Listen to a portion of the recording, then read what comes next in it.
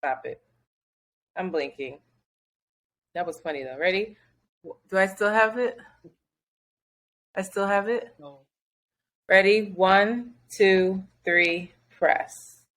1, 2, 3, 4, 5, 6, 7, 8, 9, 10. Yes, Hey, girl. Hi. How you doing? Honestly, do you want me? Oh, Do you want me to practice radical honesty? yes. I'm not well. I'm not well right now. I'll be honest. I'm very, very sad. I'm about to get my period, so I'm putting it to perspective. But yeah, I have been unwell this week, if I'm being completely honest. Things. You have not been unwell. You've been feeling intense emotions. Please don't negate my feelings as I feel them. I'm not well. I'm actually like off, really, like very angry sometimes, really, really sad. I threw a couple of things today, and I don't do that. But I was on the phone with Amazon fighting about a refund, and I was like, I couldn't get the operator to come on. They just kept with that same kind of automated system, and I started flipping out. And I was like, and I was just like my mom, flipping out, which was not good. But I've just been really sad, and I've been, I think I've been feeling very overwhelmed with the podcast as well, trying to come up with interesting topics and trying to research things. And I just feel like I'm back in that place where after work, I'm scrambling and I just don't have a lot of time. I have been working out, but I just, even that this week feels like a chore. It feels like something I have to do. And maybe it's because the last couple of weekends they haven't really been mine where I've been able to like, rest or get my errands done or whatever. So it could be that as well. But yeah, I feel the pressure of needing to produce for this. Well, we should disrupt that, shouldn't we? I don't know. Let me see how I'm feeling after my period drops. Because you're just like, rest, yeah. And I'm like, wait. I hear you, but let me just, let's figure that out. Just wait till that you push that feeling down. Push that. No, that's not what I'm saying. I just also know that I'm struggling, but I also in one of the topics, and I want to talk about it, but I'm also like, do I want to talk about it? But something that this one too, but something that this topic is really good, but it's going to trigger me a little bit. But something that I've been looking into for us to discuss is one, I've been trying to get in touch with this woman who does really great work in the eating disorder space, in the space where you're obsessed about your weight, which will be interesting, but I think it'll be a really fruitful conversation. And also another one is touch deprivation. And I really want to talk about that and how to combat that. I've been trying some different remedies that I've found online, and they're not working as much. Some of them I already do. Because I don't think that's something that we talk about a lot. We talk a lot of, we joke around a lot about, the lack of sex one of us may be having. But there is a real thing around touch deprivation. And so, yeah, I think that I'm just recognizing that as we do more episodes, it is the work and it takes an emotional toll. It's a lot. I was listening back to what we were talking about on the full moon episode. And this poor girl, I want to apologize to you. I don't know your name, but she wrote and was like, y'all should revisit this when you're a little, and I was like, what do you mean, to make sure that we actually do what we said we were going to do? And she was like, nah, it's just when y'all are more crisp. And I was like, excuse me? And so she was like, it just sounded like y'all was kind of sleepy and y'all need to come back when y'all are more crisp. And I got a little snippy. It was like, oh, okay. Shout out to being more crisp when you're providing free content for people and like doing soul work and being vulnerable in front of folks. And she was like, oh, I didn't mean anything like that. And I felt bad too, because I mean to come for her, but I'm just in this place where I feel like we're giving a lot of ourselves and it's requiring a lot, which is really good. I feel like this platform holds me accountable, but there has to be room to actually grow too and live. Yeah. Yeah. So something that we'll discuss, I guess. But I'm feeling it. I'm feeling the touch deprivation. I'm in my research recognizing how much in a day I think about my weight and my body, and not in a loving way of like, oh, I'm in my body. It's like, no, where everything I put in my mouth is either something that I'm celebrating because it will affect my weight in a good way, or something that I have shame around. And then, I mean, it's just so unhealthy how I did this exercise where I did a check, like I wrote down a little check mark every time I thought about my weight, and it was 68 times. Wow. In the day. Wow. 68. And it like breaks my heart to say that out loud. But that is the truth. So that episode will be interesting. But that's, just doing some hard work over here while I'm about to get my period, and I might end it soon. So we'll see. But yeah, no, I understand. Anyway, how are you? It has been a lot of unraveling, unscripted, unraveling, selecting topics that are pertinent to us as we are figuring them out, many of which we haven't quite figured out. So yeah, it is real rough around the edges. It is not crisp. There are no periods, capitals, commas. It is lots of run-on sentences over here. And long pauses. Long pauses. No form theses. All drafts. Because honestly, it's discovery.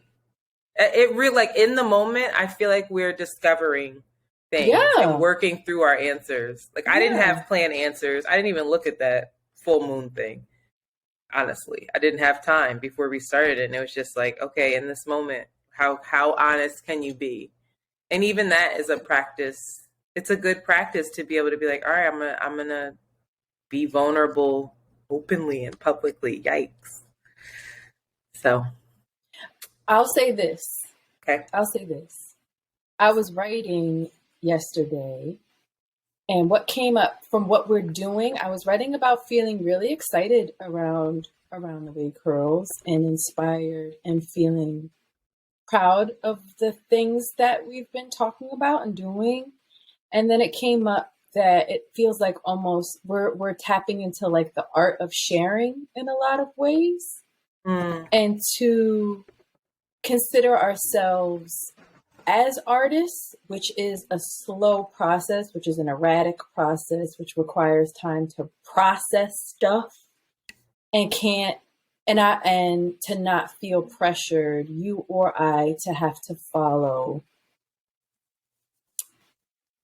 the business model of and like figure out together how to go against the very capitalist notion of like, oh, you have to be productive and you have to like sell your art in a way, which I think we're trying to do. But there's a gray area that I would love to talk to you about more. And like, we are in a lot of ways learning an art form in some ways. I feel like, we're really like reflecting on what we're talking about. I think we're learning to be more intentional. We're learning how to share it in a way that doesn't feel like a clusterfuck to people, which is hard in itself. And to just have some grace and some time to process, I feel like feels like a fair expectation. But anyway, I'm okay. I had a really interesting night last night. Shout out to Rashid. It's like no, I was by myself. Myself. I ended up in a park in Rittenhouse by myself. That's dangerous. I went and got myself a glass of wine. And on my way back to my car, I was like, oh, the night's over. On my way back to the car, I stumbled upon a person in a bar. This random Indian man Here we go. Y'all, stopped me. wait. Shanti swears. Shanti wants to be Indian so bad. The other day she had a pimple and it was right where they what are they called? Bendies? A bindi, yeah. Can't stand it. Anyway, this random Indian boy, 34-year-old Indian mathematician, no stereotype, like he was just like, I'm really good at math. Who anyway, he stopped me and started talking to me. Was really friendly, and he was like, "Do you want to go get a drink?" And I was like, "Okay." Shanti. So we went to a bar, and we go and we sit down, and one of the people that we were sitting next to, a beautiful Black girl, turns to me and goes, "Oh my God, I'm a big fan. I listen to the podcast. I follow the Sable Collective. Shout out to you. You know who you are." She was like, "Ooh, she cheating on her boyfriend. Is that Rashi?" I was like, "Oh, this is juicy." I wasn't. It was just a random. It was so random, and it wasn't really fun talking to him because he wasn't really a great conversationalist. But it was definitely a very random deviation from my everyday life. And I was like, oh. It's giving dangerous a little bit, though. A tad. A smidge. We went to a bar. I went to a very, very public place. It wasn't like, let me go to this alleyway. It was strange. It was. But I read him a little bit. Not all the way, because had I read him all the way, I'd have been like, I actually don't want to talk to you for an hour and a half. But shout out to that person at the bar who was like, what the fuck? And I hope she had your back. She did. That was also a good thing. She had my back. And he was like, should I know about you? I'm not going to ask you any questions to get to know you, but let's continue. It was funny. I love that for you. What drink did you have? I had a Negroni, and then I followed with a glass of wine and Negro Amaro. No. Because I just watched The Bear, so I'm basically a restaurant person. Okay. Well, I love that for you. That's what's up. A little social outing. That's good. Random, yeah. That shows you how different we are. Because I had some Indian man come to me and be like, just started talking to me, and I'm like, you want to go get a drink? But like, no. And probably grab my pocket knife. So I trust no one. So that's not good. Or it is. I'm not sure. Anyway, that's a little catch up. Obviously, we don't normally do this on our, what is this? What are we calling this shit? More questions than answers episode. But we recorded a different day with our lovely guest who you all heard. And now we're recording this episode, which I'm really excited about. But before we do, I do want to play a voicemail. Shanti, I think it would be really lovely for you to hear it. We have two. One is very, very brief. But somebody called and specifically wanted to talk to you. So... Yo, this is Demi. I love this episode. Shout out to you, Shanti and Antoinette, always bringing the topics. Shanti, I just wanted to affirm you in this moment, mother to mother. I'm a neurodiverse Black woman. My son is neurodiverse. And being a parent, one of my favorite quotes is being a parent is more about learning yourself than learning your child. And like I said, I just want to just big you up for doing this hard work. It is uncomfortable. It is scary at times. It is triggering, all of those things. But I love how you identify what kind of gets you off your rocker. You sit with it. You get to the root of it. And one thing that I want to remind you is that as a future matriarch and ancestor of your family, this hard work that you're doing, this unbreaking the cycles, is going to benefit you, your family for generations to come. So I encourage you to keep going. Keep getting uncomfortable. I think this conversation also leans into the ideas of respectability and identity politics. And I would love for you all to delve deep into that as well, and just kind of like how we show up in the world.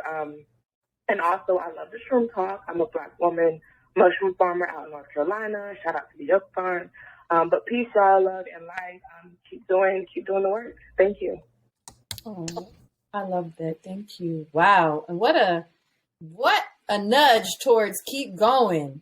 Yeah. What episode was she referring to? I don't know. I think she said this episode. It was Friday. I don't think I lose track at this point. Right. She called this Friday, so was that? Ciao. I don't know. What?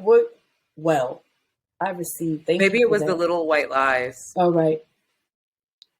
Oh, yeah, because that was when you talked about JoJo and her truth and being like, I don't want to go. Da, da, da, da, da. Wash clothes, I think. So, you like my JoJo voice? Mm-hmm.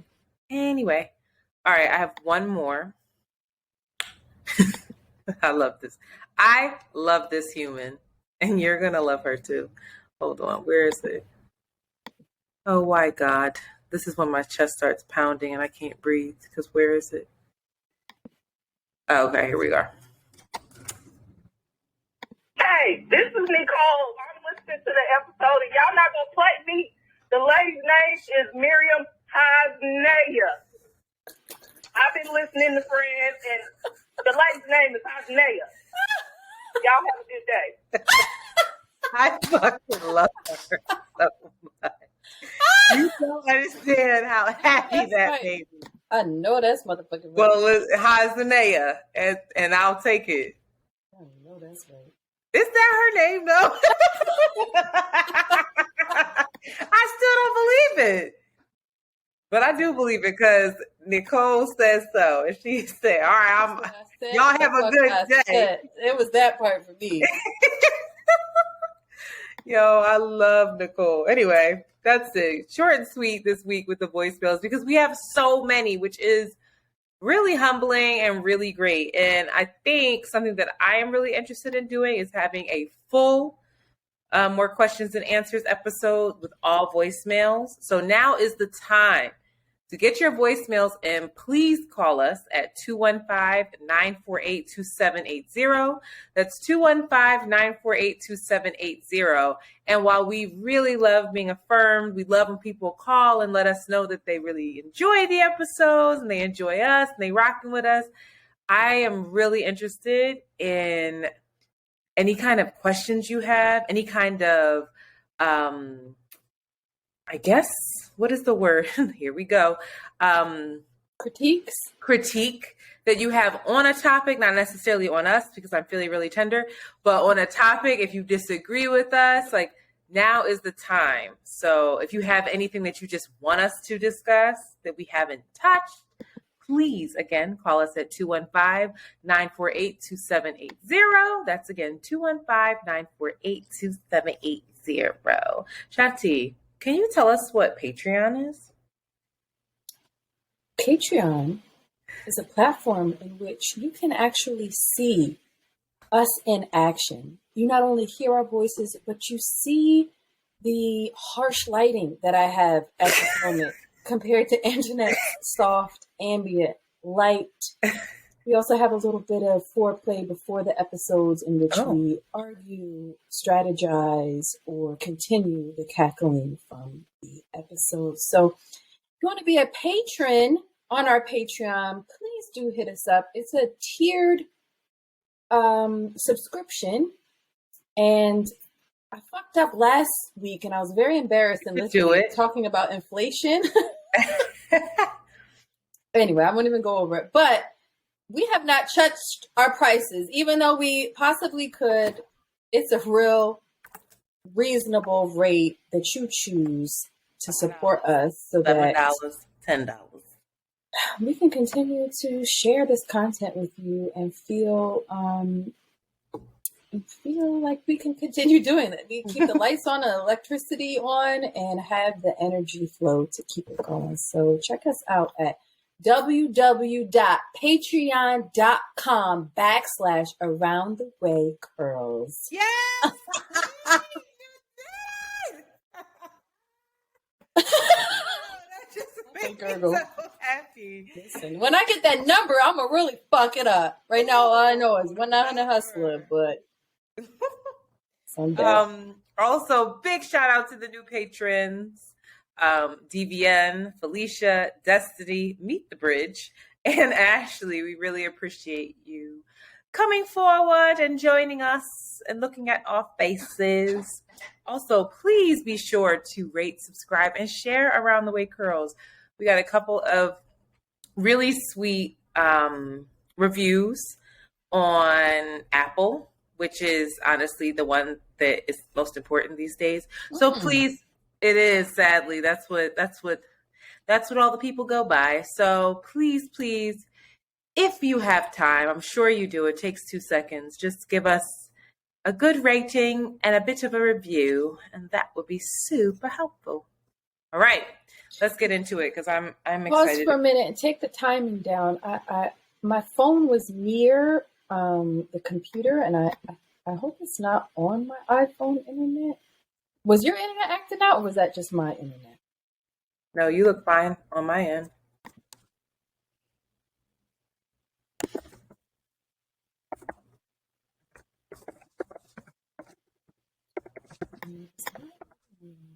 Is your cord in? Yeah, but it's not letting me choose that Ethernet.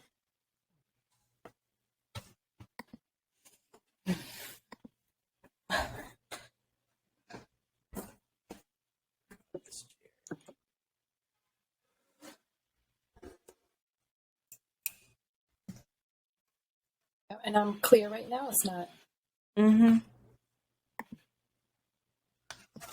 You are. And I like it, baby. I like it. I like it. I love it, baby. Ooh. Just I like it, baby. I think it's the Ethernet holding it together. Around me. Okay, you ready? Did we get through what I was saying before you said hold on? Or did you say that while I was saying it? What were you saying? I was bringing us into the topic. So let me bring us into the topic just in case you were talking while, you see what I'm saying? Mm-hmm. Okay, and so now, 22:30. Can we write that down?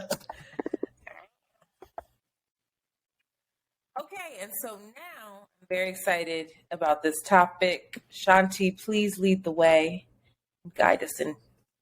So I came across this article. I was referred by a friend to this article, and then I saw it floating around on the Ethernets.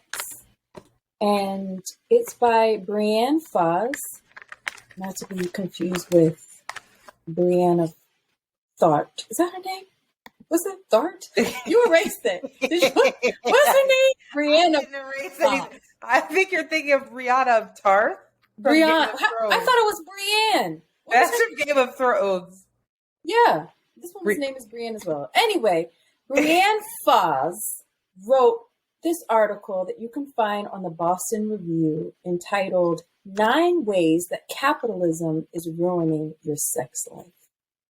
And I find it to be really, really interesting and an offering to folks. I think a lot of times we think that capitalism is this separate theory or entity that doesn't necessarily function in our lives and we're not affected by, when in reality, I feel like America, we are in the pool of capitalism. We live, breathe, our cultural values, our idea of what is valuable, what isn't, everything is entrenched and affected by notions of capitalism. So I thought this was a really amazing topic for us to kind of have the veil lifted and see a little bit of like, oh, is this what I've been taught? Is this what I really believe? Or am I just influenced by capitalism? And how can we begin to start breaking breaking from these notions and being more creative and intentional with our lives. And so we talked about it before in a past episode, half-wittedly probably, about what capitalism is, but I took this definition from the podcast Upstream that I keep talking about. Again, if this is something that you guys are interested in understanding the effects of capitalism on us, you guys should check out Upstream podcast. But there was an interview with a woman that wrote A People's Guide to Capitalism by Hottest There. And she describes or defines capitalism as a political and economic system that is based on a relationship of exploitation and is fundamentally concerned with the production of goods and services for sale on the market. And Brienne, the writer of this article, kind of connects that and says that people have become habituated to treat their social connections and intimate relationships more as commodities than as relations with intrinsic value. Capitalism intrudes upon and infiltrates seemingly non-economic aspects of life, such as friendship, leisure, and family. And so even though we're not necessarily, doing the labor of work, it feels like our lives have become this extension of being a laborer, of being obsessed with productivity, of being obsessed with getting things or selling things. So she goes down these 10 ways in which capitalism is ruining our sex life. And I'm just going to list them first, and then we're going to dive in. But she lists the first one as aversion to leisure and rest. Second, orgasm as a product. Third, talking about sex rather than having sex. 4, insistence that sex is dirty. 5, negativity toward emotions and desires. 6, dominant/submission dynamics. 7, fusion of sex and consumerism. 8, sex work without sex workers. And 9, foreclosure of sexual possibilities. So we're going to dive in. I wanted to share her excerpts, so I'm going to be reading little excerpts from each of these points that she's making, and then Antoinette and we can talk about it. So we're going to go to the first one, aversion to leisure and rest. And Brienne says, this internalized distrust of pleasure has led to a variety of sexual symptoms that reveal the deep deprioritization of pleasure and the devaluing of slow-moving sex based on mutuality. We have less time for sex in general. So instead, we have quickies or fast sex that is typically less pleasurable for women, and virtual sex instead of in-person sex. Now, Antoinette, I know you're going to be like, none of this applies to me, but still, you are a sexual being and you think about sex. I know you do. You think about it often. We all do. So it is still applicable. How do you relate to this idea of aversion to leisure and rest? And maybe it's not to the actual act of sex, but to the idea of pleasure and desire. I relate to it, one, because when you sent me the article to read, I didn't have time to sit down and read it. So I highlighted it and hit the speak option on my computer so that I could multitask and make myself some food while the computer read it to me. So that's one. So when it started here, I was like, oh, well, there you have it. 2,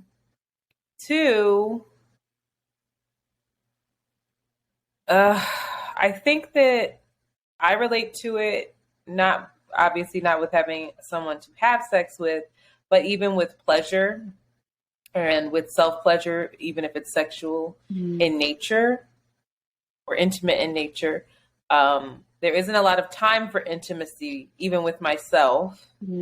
I have noticed that, one, I've stopped self-pleasuring because I have this month, or a little bit, last month as well, like about a month now, just because I recognized that I wasn't taking time with myself. I was going to like my go-to shit and just getting it done, and it was losing its value. The orgasms were not as strong, or I couldn't orgasm at all. And then I was stuck on like, well, is that why you're doing it? Just to feel that sensation? Like, what's happening here? Why are you doing it? And then I was honestly worried that I was desensitizing myself as well. So I stopped. And then I was also frustrated that I can't do it without, or I can do it, but it's not as pleasurable without a toy. And so I didn't have so instead I just decided to try to get back in my body. But I remember when I was partnered, I think we made sure there was time for intimacy and time for sex. It was a priority. And when it wasn't, it was a telltale sign that something was off, either with us or whether it be our jobs are off. It might not be within the relationship, but something was in the way of us really connecting and enjoying ourselves. So that's how I relate to it. I mean, I think it's completely accurate. At this point, as much as I would love to be partnered, I don't know how I would make time for it. I really don't. That's when when I think about all the things that we do throughout the week, I'm like, I don't know when you having sex, girl. You just sneaking. When you having sex, Shanti? I think, and the writer touches on this, how this all intersects with gender as well. Because I'm a mom and I'm pretty much the sole provider for my child and caretaker. So I'm tired a lot. And I find even last night when I had a moment to myself and I wasn't with my partner, nor was I with my child, I was seeking pleasure, but I find that a lot of the pleasure that I seek or my form of release is around numbing myself or zoning out in a way. So like if I have a moment to myself, I want to go watch a show. I want to like zone out. And I think this is just American culture and just me figuring my shit out. If I have a moment to myself where like it's a pleasure thing, it's like, oh, let's go get a drink. And there's this like intoxication or this distraction that I have been conflating with pleasure and like release in a way that I know is not the same as when you're in the zone with your partner and you're not intoxicated and you just are in this spaceless, timeless place that requires presence.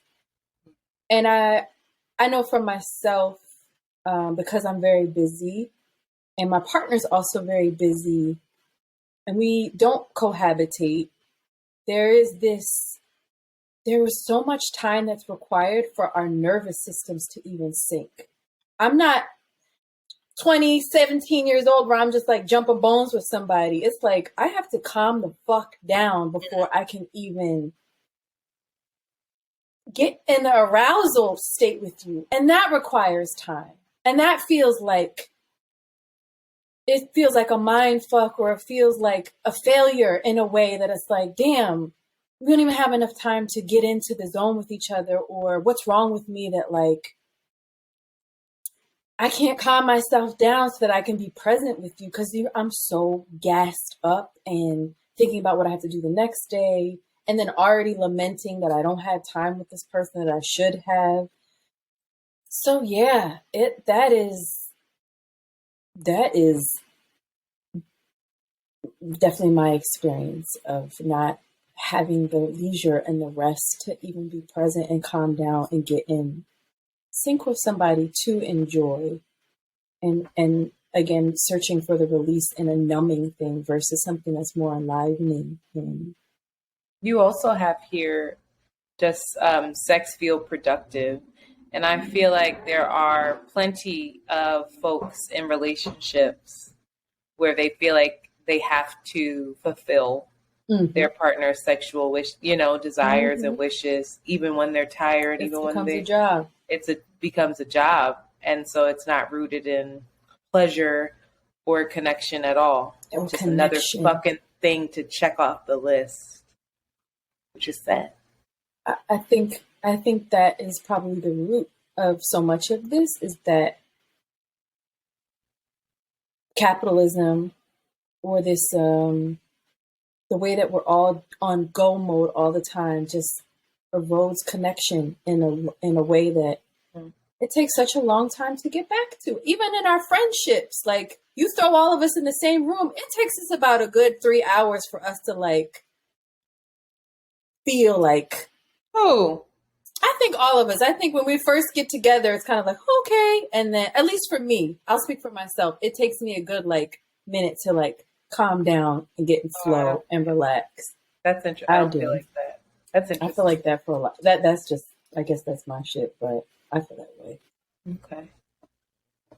Number 2, orgasm as a product. Ciao. Leanne writes, couples in therapy not infrequently characterize orgasm as a necessary for sex to even count as sex. What's the point otherwise, is a claim I often hear. Sex without orgasm, or sex that does not purposely drive toward orgasm as a goal, is less and less validated as good sex.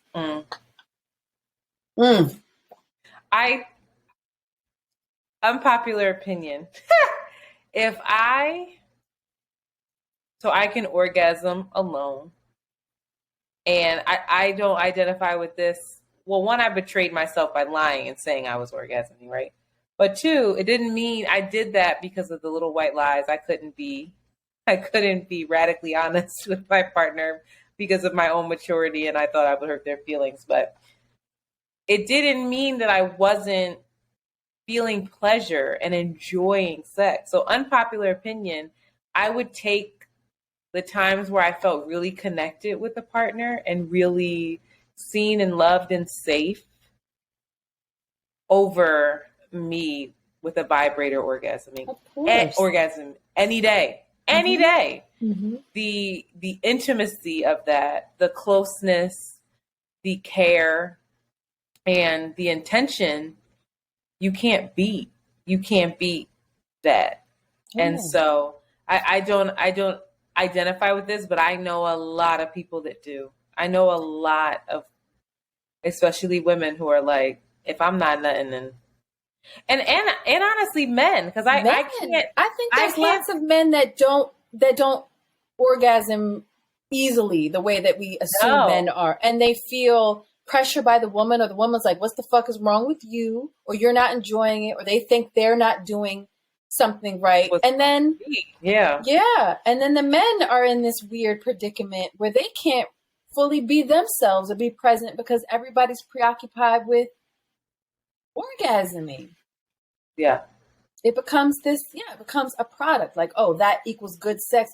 And just like you said, and niggas can be orgasming, nutting all over the place, and not present, not really enjoying the act, not liking the person that they're even having sex with. Yeah. The idea, I have friends that have told me that after they came, they just wanted to get up and fucking run from the person that they were with. And I just can't imagine it. Can't imagine it. There are people having sex without kissing. There's all kinds of shit going down. I'm like, for what? Why? Yeah. Why? Yeah. I think too, the same way that you want to kind of numb yourself, sometimes with the television show or whatever the case is, that's the same thing with folks and sex. Is that there are definitely folks that use sex as a numbing agent.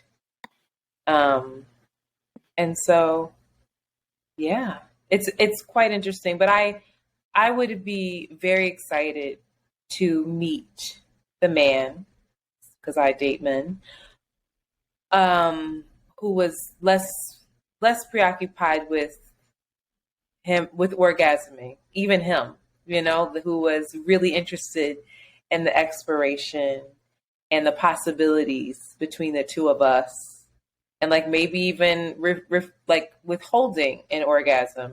Yeah. I mean, that was all on that show that you were excited about. Sex, like, that is the baseline for tantric sex, is that you don't orgasm, is that you just stay in this prolonged place of pleasure. It's also Yes. like this prolonged place of presence and pleasure with somebody. And orgasm cuts that off, but that's interesting. Yeah, where the niggas that doing the tantric shit at? It's sliding the Busted. DMs. What's that nigga's name? What was the name? The rapper boy. We just watched him. Oh God! He was like, I don't come no more. Kevin Yates. I don't want Kevin Yates. He's like, cause then I'm a piss all on her, spit in her mouth. I was like, bro, what? That leads us to number 3. Talking about sex rather than having sex. Leanne writes, in short, people value discourse about sex more than sex itself, which then allows sex to become a product sold, talked about, and imagined in the public marketplace. People make less and less room for sex in their lives, have less and less time to devote to it, and have less and less acknowledgement of its value to their lives in general. This podcast fucking world these days, I'm getting into it even more. I'm so sick of it, and I need to shut up because I know half the folks, but I'm so sick of this clickbaity. I'm just gonna tell the raunchiest stories that I can tell. I'm just over it, and all of it sounds like really awful sex to me. Like you might be having a ton of it, and people think that I'm a prude and all this shit, but guess what? Your sex sucks. Like I can hear it sucks. It just doesn't sound. It just sounds corny. It sounds pedestrian. I mean, but it goes along with the whole idea that sex sells. Which then who's getting objectified? It gets real tricky with that. But yeah, I'm so tired of talking about having sex. It is. It's not that it's nasty. Oh, that leads me to number 4. But wait, it is, and the people who are talking about having sex are, performing the act or engaged in the act of it, right?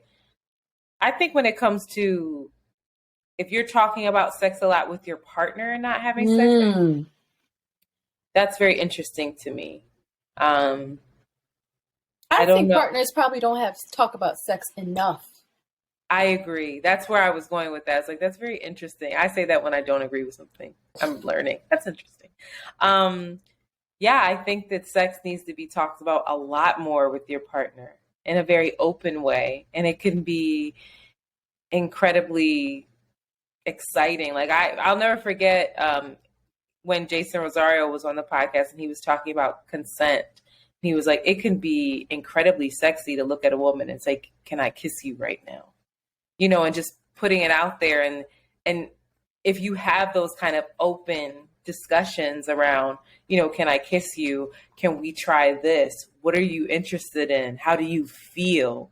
What do you want to, all of those things. How did you feel? Mm-hmm. I think it's important. And that you get a little more comfortable, and maybe you don't need as much time to sync up, I remember when I was partnered, we talked about sex a lot. We talked about y'all had like phone sex, but you guys were like doing phone sex. We weren't having phone sex. It was like, and then I'm going to put my hand. I don't like that. It doesn't really, I don't know how to write. Like, and then I stroked your heart. I took your member into my mouth. I just can't. I can't. But we talked about our desire to have sex with each other, and very specifically of like, this is what I want right now. What I want right now. This is how you sounded the other night, what you felt like, what I'm daydreaming about. All of that stuff I think is really important. And yeah, I think instead of talking about it so much on these fucking podcasts and these platforms to get a couple likes, yeah. Let's really talk about it in private, see where that gets us. Insistence number 4, insistence that sex is dirty. Leanne writes, these examples collectively suggest that our ability to imagine sexuality outside of dirtiness and taboo has become severely limited. dirtiness also informs how people formulate sexual fantasies, both during partnered sex and during masturbation. Women learn to fantasize about and eroticize their own lack of agency and power, being done to rather than doing things to others. Porn is rife with depictions of women that show them as objects of humiliation, degradation, and violence. Black poet and critic Audre Lorde offered a distinction between the erotic and the pornographic. The erotic, she held, encompassed the life-sustaining and joy-producing qualities of sex, while the pornographic was power-based, emphasized inequality, and treated sex as dirty. Everything is written in that. Whew! That is everything. You're reading it like me a little bit, but that is everything. But it goes back. It is like sex is dirty, and then to emphasize how the collective has been talking about sex in the most dirtiest and raunchiest of ways. And the pornographic, Mm-hmm. I think the humiliation, the degradation, the violence is where the dirtiness comes in. It doesn't have to be that. And I don't want to kink shame anyone, because there are people who are really interested in bondage. There are people who are really interested in, the dom versus the sub kind of approach to sex, which I get, right? I think it could be a sacred thing, yeah. But that is not rooted, I don't think it's rooted in humiliation. It's rooted in a release and care. I would love to have her on the podcast. When I was speaking to the dominatrix that I met, that is specifically what she said, that there are a lot of people who have to be fully in control all of the time in their lives, and that is where they go to just release control. And it's not rooted in shame and humiliation. It's rooted in I love care. Yeah, a level of care, which it's hard for us to wrap our brains around. But I do think, when we're talking about it, the masses is talking about it in such a way, whether it's music, podcasts, mostly podcasts, and music, even books. Shout out to Zane and them. I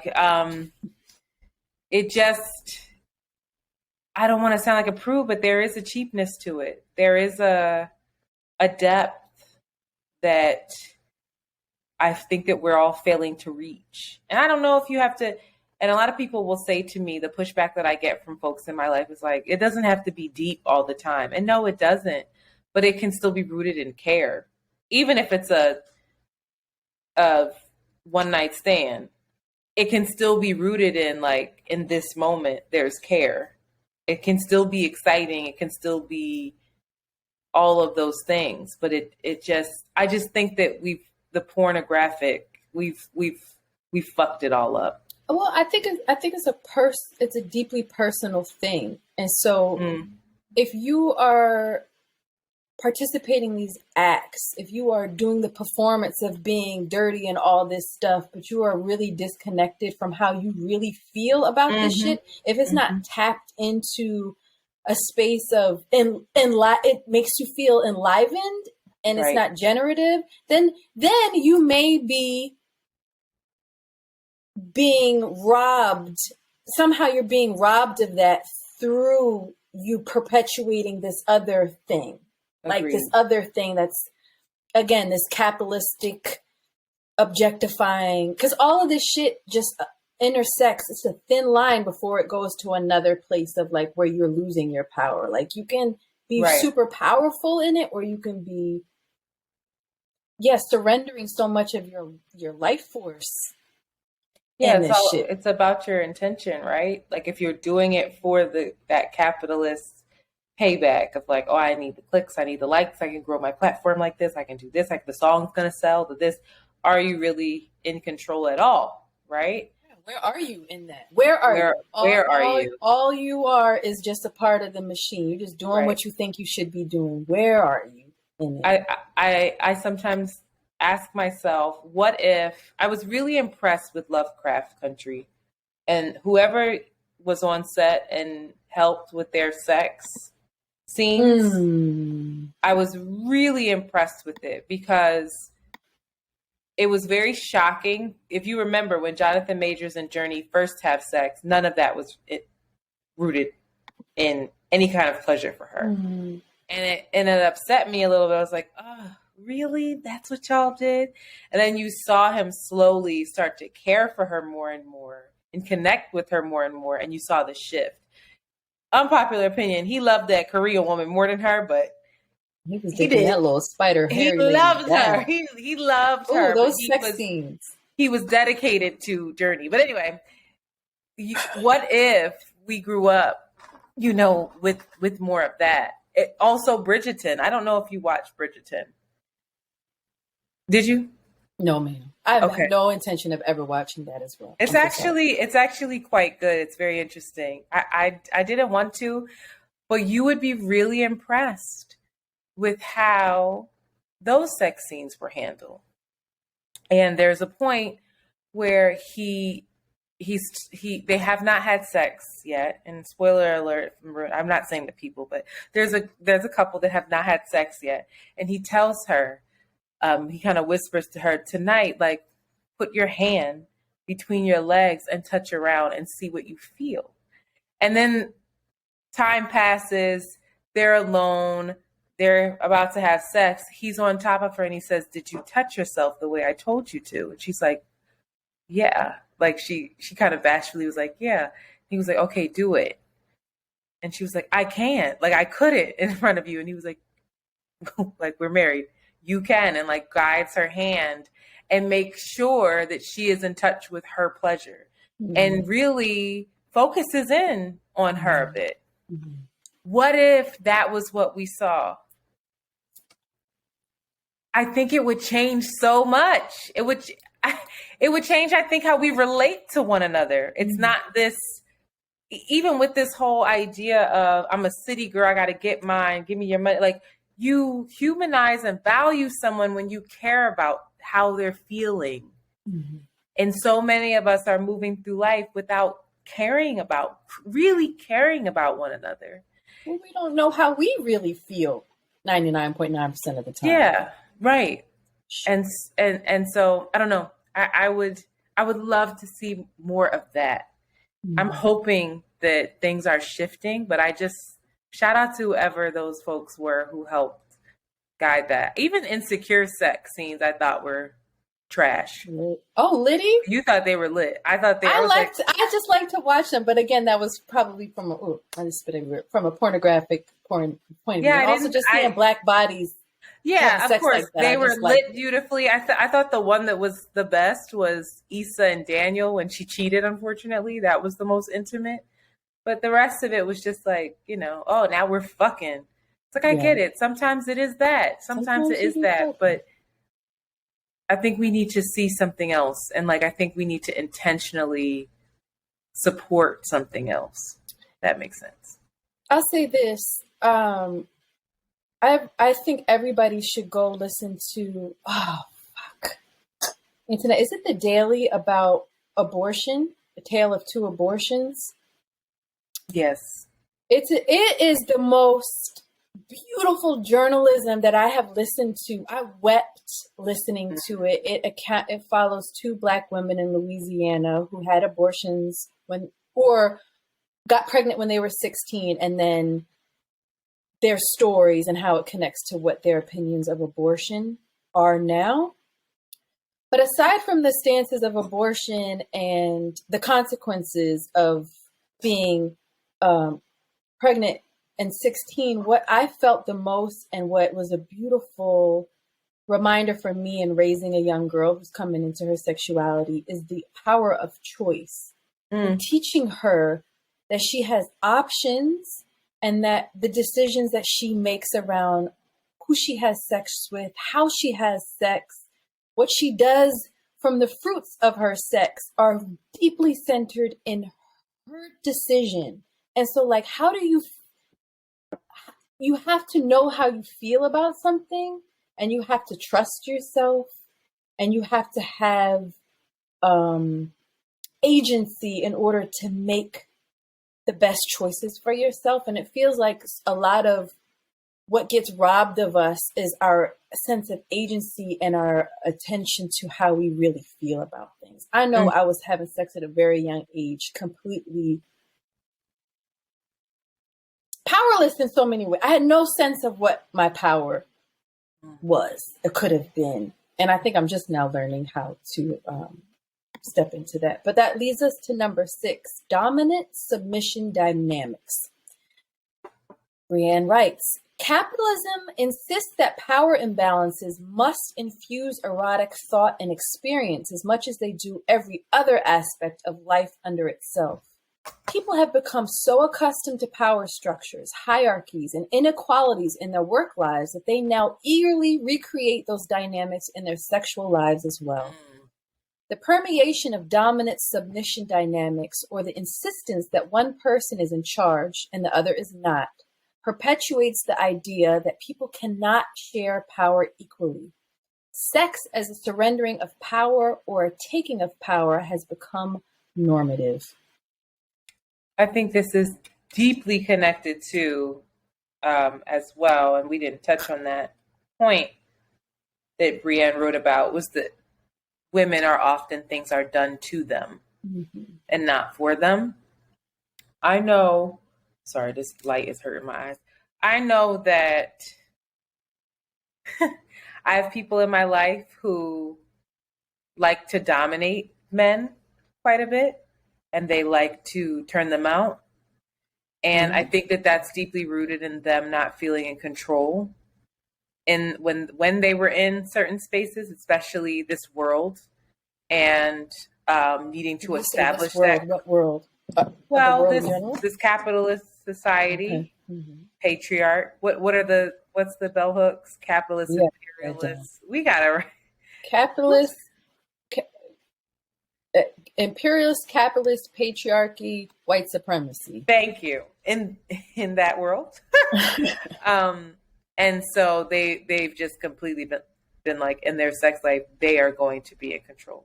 And then I have people in my life who I know are for the taking. They are going to do anything and everything their partner says. I would be really interested to know how this works with couples who are non-binary. Because I think gender does play such a role in it. Just because it plays such a role in our lives. So if there's 2 non-binary folks in a relationship, what does that do for the relationship? Personally, I can definitely relate to both sides of that, and being rejected if I was dominating, mostly being met with rejection. There was one person who that excited them. But for the most part, I think the idea is that we need to be for the taking, and that there is definitely a power struggle within the dynamics of sex. Again, I don't know if there is power dynamics in connection. I don't see that. I think that there's role playing that exists, but I think that's very different between feeling an intrinsic power struggle within your sexual relationships. I've been reflecting on, even before it gets to sex, how we value each other. Also in the ethos of podcasts and just everybody's chatter is this idea of being worthy of a certain type of partner depending on their status in the world. And like, I'm not at this person's level, I should be here, or these niggas ain't gonna get this shit, they ain't getting this unless they're giving me this. And like, it all becomes super transactional, and that definitely probably goes into how can you be connected or feel equal to somebody energetically if you feel superior? If you feel superior to them in the world, like, I hold more value. My life is more important than your life, period. Or if they feel superior to you, how does that work? Exactly. Yeah. I'm saying all this, but I think I just said to you the other day that I wasn't on somebody's level. But I think that, and then it becomes a power thing. Yeah. It definitely, I think we all feel it. And as women, we're looking like, this is really hard for me, because you want to be with somebody that financially is like, you're supporting that person. And then you beef up, you get big. Like, I'm the one doing all this shit. I shouldn't have to be doing this. That's a really hard one to break away from. I guess the only way is to just be honest and talk to the person. I'm like, you kind of turn me off because you're broke. Well, or to be honest and talk to yourself. It's one thing to be broke. It's another thing to be lazy and uninspired and, I guess, just complacent. That's a difference. And that's my thing, is that the value system can't be determined by the dollar sign, because there's a lot of hardworking, dynamic, incredible people who might not make a ton of money. There you go. And that's something that you capitalism, the biggest error.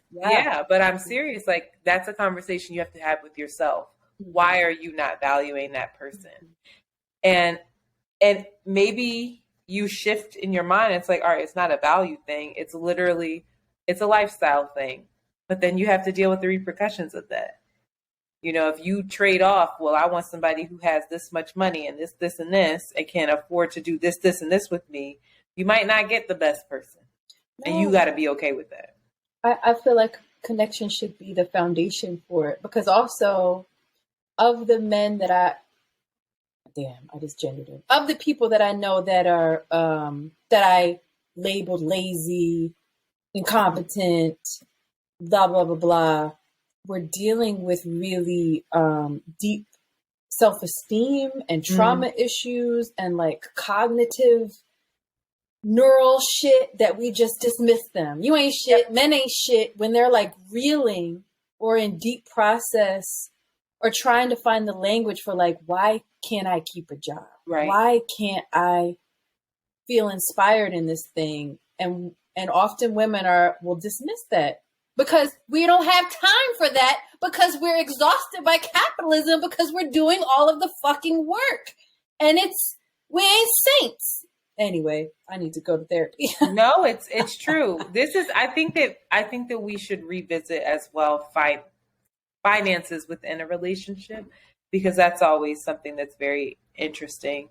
Last thing I'll say is that, again, if that is the case, I encourage people that when they are in partnership or pursuing someone or being pursued by someone, does that person inspire you? Does that person make you feel more at home in yourself? If so, then they're not lazy and they're not all these things. Like, I think that the root of why it bothers you, of if they don't have a ton of money, why does that bother you so much? That is your self-work to do. That's not on them. You need to understand what that's about. And if it's, I'm fucking tired, I need help, be honest about that. It's not about money. It's about this deeper thing of not feeling It's not about money. It's not. It's I need help. I'm tired. Yeah. I need to have somebody split bills with me. Mm-hmm. Or if it's, this person feels fucking lazy and I'm working my ass off and I just feel like I'm dragging them along. They don't inspire you. They don't make you better. And that they might be dealing with stuff, but it could be that. And then you have that conversation. And then you're doing this enabling thing where you are like enabling their stuff by you taking on the extra work and then. Mm-hmm. Right. Yeah. So. Number 7, fusion of sex and consumerism.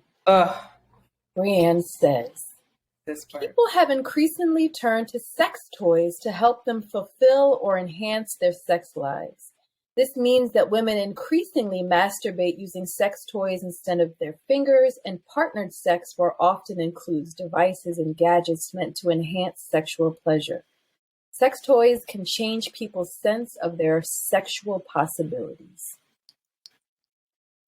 I just spoke on this. I just spoke on this. This is my rejection of it at this point. I'm personally rejecting it, not because I think they're wrong to use. I'm personally rejecting it because I feel enslaved to it a bit. I feel like it's a necessity, and I don't want that. I also, I do feel like it is consumerism at this point. I do feel like it's like, oh, what's the next best orgasm I can reach? Should I get the rose toy? Should I get this? Oh, I'm gonna get galaxy lights. Oh, and then this shit makes my actual clitoris come off and dance around the room and come back on. Like it's just at the point where it's like, wait, it feels like self-care and how that has been commodified, how that has been like, oh, you need this candle in order to be happy and to be performing self-care. You need this backwash. You need this pussy power wash, and you need these crystals. And you need all this shit for you to get centered in yourself. And you can buy all of those things at the Saber Collective as well. Did you see me stop? Did you see me stop? Sex toys working on that possibly, but if you do want crystals and things to perform the acts of self-care without actually caring for self, I got you. I heard myself and I stopped because I was like, oh shit. But no, these things help. They can assist you. They can serve as reminders. They're tools. Yeah. But you have to be doing the work. Now the sex toys sex toys could never replace intimacy. They can never replace connection. They can never replace the feeling of being naked and laying on somebody's chest and hearing their heartbeat and having it go up and down, of hearing a man moan in your fucking ear. A person moan. Yeah. Excuse me, for me, a man. Woo! They could never replace it. How could they to feel their hands on your body? What is that rose toy really doing? Some bitches is like a whole fucking lot, okay? No, of course, in the moment, yes. But for me, I feel just as lonely afterwards. It might, and I'm not knocking it. For me right now, I was using self-pleasure definitely as a means to help with depression. You know, there is, scientific proof that when you have an orgasm, it can relieve headaches. It releases, what is it? The oxytocin? I don't know. Yeah. It releases that in your brain and it automatically is a mood lifter. I get it. But if you're doing that if you're having the orgasm really quickly and not taking the time to really fully experience it, if you're looking at this porn and you're going to your go-to video to just shoot it off. And then most people, when they're done orgasming, look at the porn that they're watching. They're like, this is fucking gross. Shame. And I'm ashamed. Shame. Shame. And turn it off. If that's the feeling, then we need to, I think, do a little more discovery around self-pleasure. Word. Number 8, sex work without sex workers. Brienne writes, traces of sex work appear everywhere in women's descriptions of their sexual lives, from explicit sexual exchanges, women giving husbands oral sex in exchange for them doing the dishes, to implicit notions of validating sexual labor, loudly moaning during sex to show that a partner's sexual efforts have positive outcomes. So it's the performance of sex. You are performing sexual labor at this point rather than really in the presence of pleasure and enjoying it. She goes on to talk about how we actually name some of these things: a hand job, a blow job, yada, yada, yada.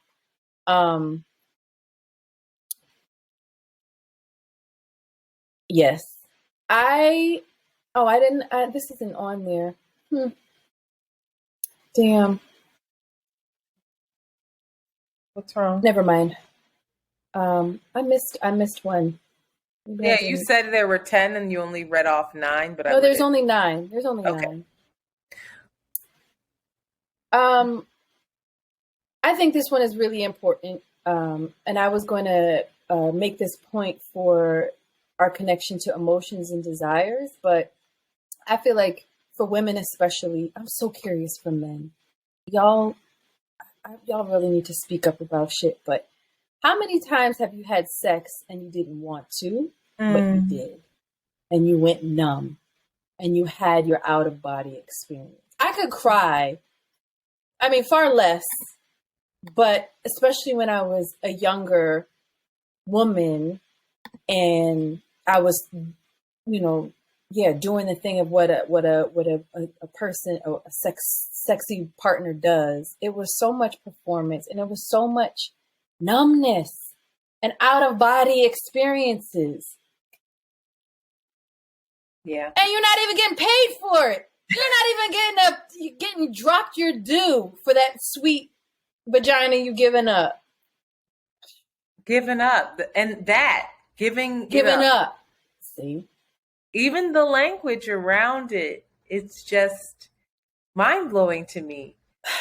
Young girls are taught not to give their virginity up and away. And then taking some nigga shit. You right. Yeah, I think there's a lot of sex workers out there these days. Sex workers? Are you a sex worker listening? I think half the city girls up are sex workers. And I'm not shaming it. Just saying what it is. That was an unpopular opinion my girlfriend Mandy had on, I think it was See the Thing Is or Horrible, where she was like, all of us bitches are sex workers. She was like, I was a sex worker. Sometimes I still am. But this is for the folks that are doing the performance and the labor of sex, and you're not even getting flued out. You're not getting 50 grand or however much. It's still performance and labor. And it's still connected to capitalism. If you're getting flued out and getting $10,000 on the table for it, it's still deeply rooted in capitalism and having to survive in this capitalist world. I know that I told y'all I was honey. I have a theater degree, acting. I know that there are men that would be baffled. Like, how was that not real? You didn't come? No, I didn't. I figured out a way to make the inside of my body quiver so you could get off of me. Oh. Okay? I'm serious. It's a shame. There were plenty of times when I was like, okay, no. And sometimes it does make me sad. Some of them are funny occurrences and you can look back and laugh. But sometimes they deeply hurt you. It's such a betrayal. We go back to that. It's a betrayal. It is a deepest betrayal. And I think that this is especially important for people who have sexual trauma. I think if you have sexual trauma, a lot of people, and for those of you who are new to the podcast, I was molested and raped when I was coming up as a young girl. And you learn how to gloss it over during the act. You learn maybe not perform, but how to leave your body in the moment. I'm not even here. Right? And so to do that again, to repeat that is something that any survivor, please don't do that. Please try to practice radical honesty in those moments. It will be so much more freeing. I have to say that I have not done that yet. I have never been with a partner and been uncomfortable or not wanting to have sex, right? And I have never stopped it. And it makes me really sad because it makes me question if I really have completely healed from what I experienced as a young person. But I don't ever want to tap back into that skill of numbing myself and leaving my body. when you're taught from a very young age to do things that you don't want to do, this is how we are raised. This is how we perform in our work.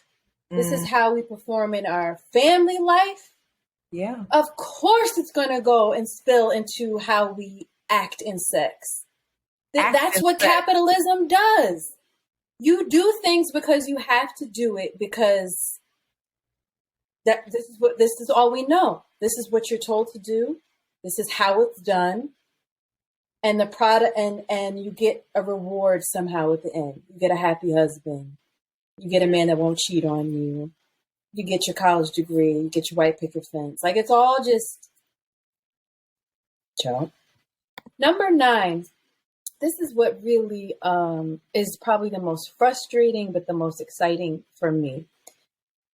Foreclosure of sexual possibilities. Brienne writes, perhaps the single most catastrophic way that U.S. capitalism destroys our sex life is by foreclosing certain kinds of sexual possibilities. As feminist philosopher Avital Ronell writes in Stupidity, work makes people stupid, depriving them of essential types of non-production, leisure, meditation, play. It becomes static, predictable, driven underground, quarantined to the bedroom, and cordoned off from other aspects of our lives. People stop asking what else sex could be, what else it could look like. They stop imagining differently. We must make room for a sexuality full of rebellious impulses, creativity, inspiration, fever, energy, and power. One that stands in opposition to capitalism. How could sex serve as a force that undermines or even destroys the oppressive institutions of our time? Now, this is the shit that I'm talking about, because I know when we talk about politics, when we talk about economics, it's always like, this is the way things are. We just have to disrupt the way things are. And I'm like, no. And then you're like, what else do we do? And I'm like, I don't fucking know. But it feels like we are so out of practice of possibility and real creativity. Everything is predictable. Everything is like, this is what we've been doing. This is how you do it. And we're cut off from possibility. We're cut off from imagination. And I feel like that is, as reflections of God, our innate power is in our creativity. It is in our ability to have something come to our mind and make it happen.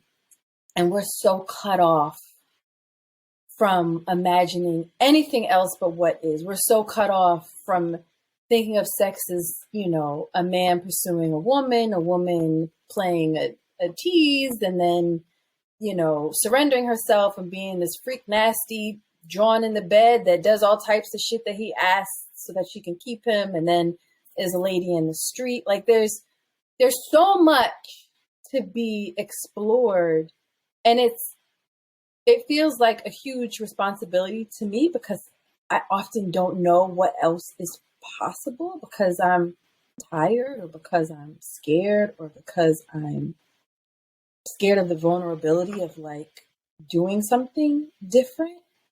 But if there's anything that we can do is to just name and have faith that there are possibilities in something else. I don't know what that shit is. I don't know what else America and the global West or the world is going to look like post-capitalism, but this shit hasn't been here this entirety of humanity, and it's definitely unsustainable and has to go, and something else is going to replace it. Gender binary hasn't been here forever. It's going to have to go. Something else is going to replace it. And like, what do we imagine that being, and why can't we imagine anything different? I think I hear you. And I think that the thing that stood out to me in this passage, was depriving them of essential types of non-production, leisure, meditation, and play. And I think play is so important. I think, Shanti, when we're feeling that kind of mundane, everything is typical, everything is by the book, and we don't even know what the possibilities are, that's when you just play. And that's when you just throw yourself into play.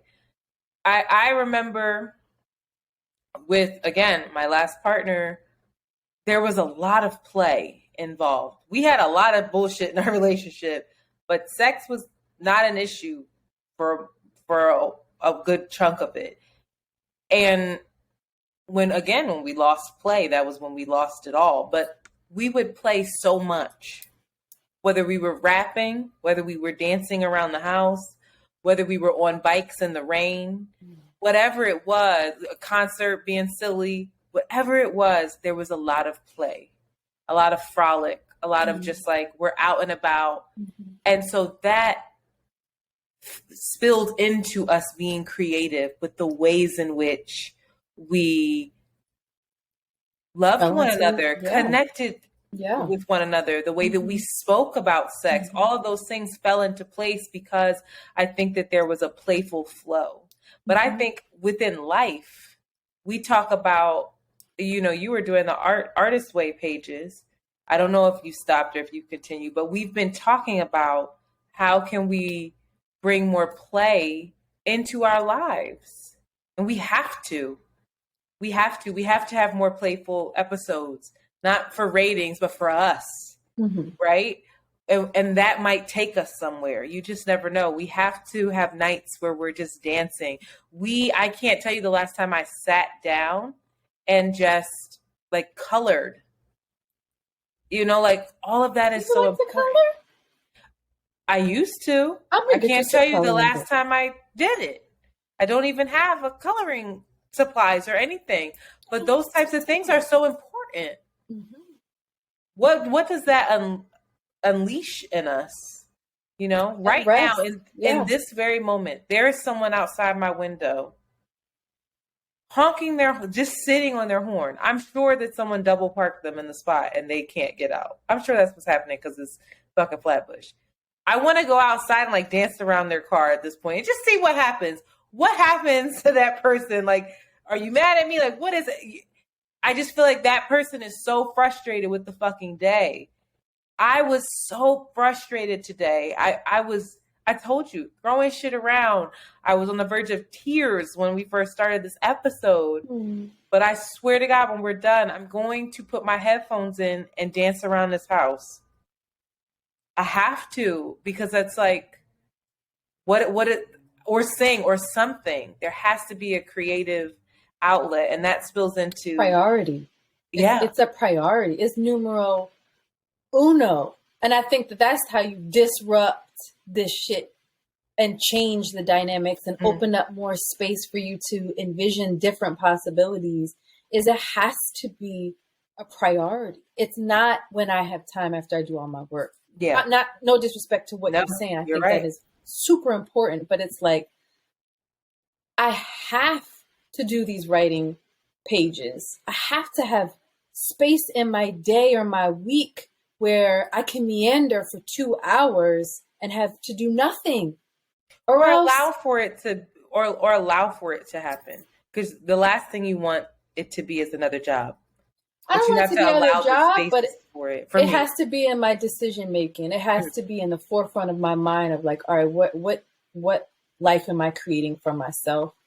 Because I think a lot of people will heart sink, and my heart sinks a little bit in thinking about like, I don't even know what that is anymore. And it may take you months to years to be like, to get back to that playful stage. Shout out to all the moms that are like, I know for me being a young mom, that felt like it was ripped from me. And so then there's like this healing that has to happen and this grief of like, damn, I didn't have time to just while out, quote unquote, or do, think about myself and only my fucking self, buy shit from myself. But that has to be our priority, because I think it's connected to our salvation in so many ways. And like, I feel like that's what pleasure activism was about. That's what Audre Lorde is about. And I'm just really understanding the depth and the gravity that these women are like fucking talking about. It's beyond just race. It's like, it's humanity that's at stake. Yes. It's not just Black women. I mean, we are in the margins. We're feeling it the most. So much is on us, and we're deprived of so much possibility, it feels like. But it's for everybody, probably especially white people, because they're the most caught up in this. Anyway, that's a whole other conversation. But I really want to hear. I know we have male listeners, and I'm really curious because obviously we're two women, two folks that identify as women, born as women, experience life as women. I really am so curious to one, hear what the men's thoughts are on this, and not their thoughts on women, on like, yeah, women got to center themselves for their pleasure. I want to know, like, do you feel performative? Do you feel caught up in this capitalist matrix? I want to hear from folks who especially don't subscribe to gender norms. And then what I've been learning with a lot of folks in my life who, you know, are in the LGBTQIA plus community, there are so many fucked up dynamics in that world. Oh my God, gender norms are so alive and well in so many of those relationships. And I'm just like, wait, what? The bottom versus the this, the femme versus the, it's just like, wow, we still can't escape it. We can't escape it. Even when we push back, even when our actual beings push against what was created for us, we still, it trickles into our lives. It's there, permeating. Imperialism, capitalist, patriarchy, white supremacy is in our bones. It's not like, ha ha ha, this little theory over here. No, it's we live it, breathe it, live it, and love it. We love it. We love it. Well, so I don't know if you got any. Definitely, I don't know if you got any answers this episode. Just these are all questions to ask yourself. Damn. I think you said it. I think it's in disrupting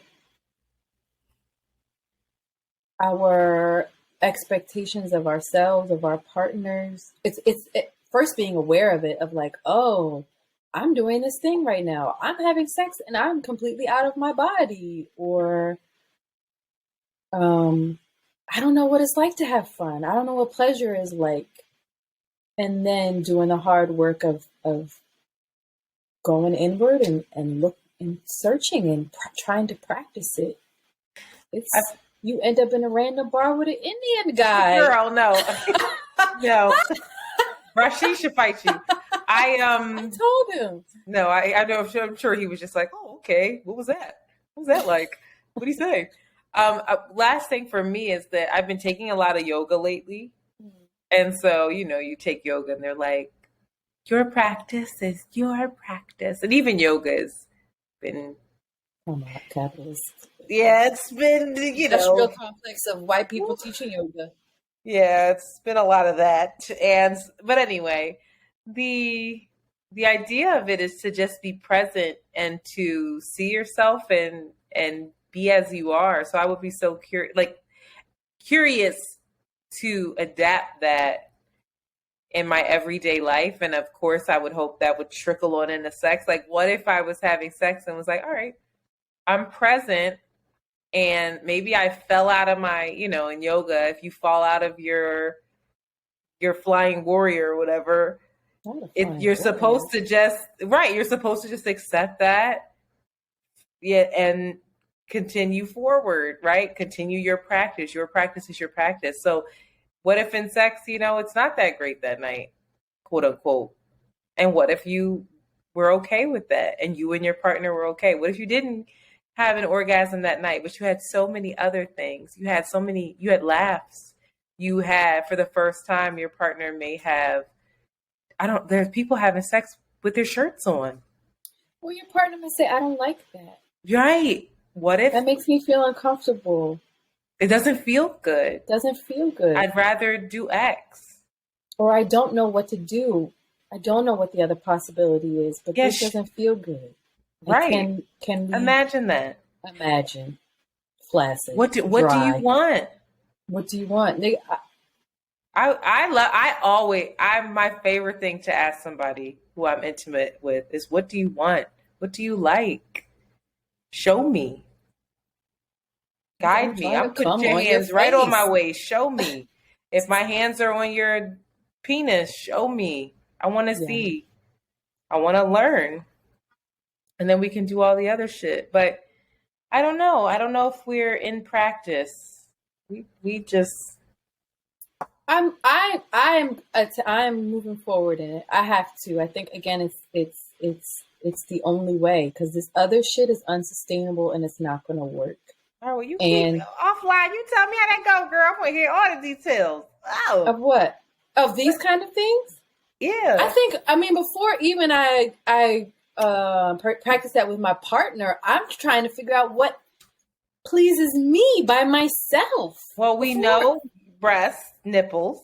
No, I'm not. That's not even sexual. That's not even sexual. Oh, that brings me. That feels like alive to help you. We know this one. No, I want you to feel as good as possible, Shanti. you like your nipples licked, so let's start there. No, yeah, I forgot the train of thought. I'm sorry. If you guys want to read this in entirety, we just took snippets out. You can go to the Boston Review. It's online. Brienne Foz, not to be confused with Brienne of Tar. I knew that was the name of this article is 9 Ways That Capitalism is Ruining Your Sex Life. If you want to also tap into more into the politics of pleasure and the revolutionary acts of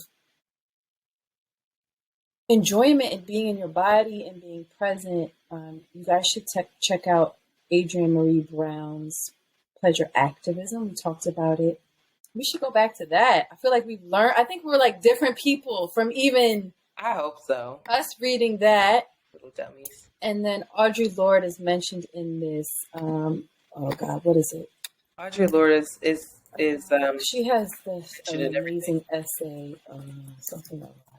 Politics of erotic. But while Shanti looks Uses at that, of the erotic. Erotic as Power by Audre Lorde. That is something we should read at the top of the motherfucking month, because also you can listen to it on YouTube if you don't have the time to sit and read it, but try to make that time. Also, we can link this link for this article in the description to make sure that everybody has it accessible, in case you didn't write down while Shanti was saying it. For all the young folks that are reading and they're like, I don't know what the fuck y'all talking about, capitalism, whatever, you're beginning to dive into these meaty social things. The only thing you can take away from this is that there's so much power in your choice, and practicing making wholehearted, conscious decisions for yourself is going to take you so far. It'll take you so far. So, and to read that, listen to that, The Daily. And my words are escaping me and I don't have these notes down, but we'll put that in the link too, because that was a game changer. I said, wow, this is journalism at its finest. Very good. I love this episode, Shanti. All right, y'all. I enjoyed it as well. All right. So, our next one, someone said we should just drink. To go ahead and numbing myself. You want to know what made me sad was that I took an edible this episode. I took half of one. I don't feel shit. This lady told me to try these ones instead of my tried and true ones, where I only need like a quarter of one. And these joints ain't nothing. They were a little cheaper, and that's why I bought them too. But You should do That's a an drinking aside. episode. You could drink. I can't drink anymore. I'll take an edible. Wherever you were at Makosa, wherever you were with Jade I 2 wasn't weeks drunk. ago, you were high. I was high. You could just see it in her face. She just softened Finally into a happy. young child. Yes.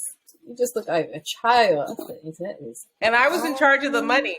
These people were so annoyed with me. When they were buying their food, this is an aside, y'all. They were buying their food and they were like, and Jade had this bright idea of no cash. And I was like, bitch, what? Because it was because she didn't have a bank. Because everybody wants cash instead of these transactions. So she was like, oh, we can do Venmo or we can do Cash App. And it was too bright outside for anybody to scan her, like, a mess. What is that? The little the barcode thing to pay her. So I had to keep spelling it out and then taking people's phones and writing it in. And I was high and worried about monkeypox. So I had like gloves on. The gloves were messing stuff up. So finally I like broke up boxes and like wrote in crayons like the names of her stuff, but people still couldn't get it. And when I tell you, it was taking me quite a while to figure it out. I was like, you want Venmo? And then I had her phone, so I had to type in her password every time, and I could hardly remember it. Look for the app, and I was like, okay, not yet. I don't have it yet. It didn't go through. I can only imagine. Like, bitch, I paid with Cash App. I was like, oh, wrong app. Oh, no. So, yeah, shout out to bad ideas. That. Anyway, hi, Antoinette is a great Antoinette. I don't care what anybody says. You're free. Yes. All right. With that, we are out.